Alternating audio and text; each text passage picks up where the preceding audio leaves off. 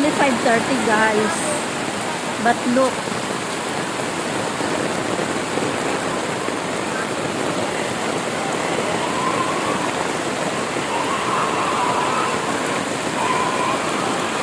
Mga tao nag-evacuate oh.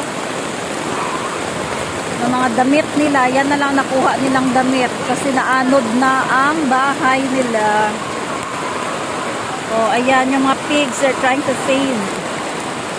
Ayan yung actually medyo nag-calm down na kasi kanina abot na hanggang dito alos kaya nilabas mo na yung sasakyan sa kalsada. Grabe ang baha. May tao dyan oh.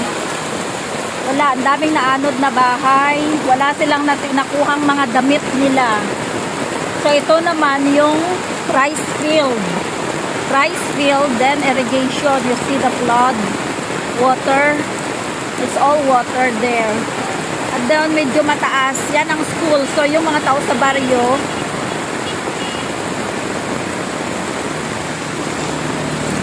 oh my God.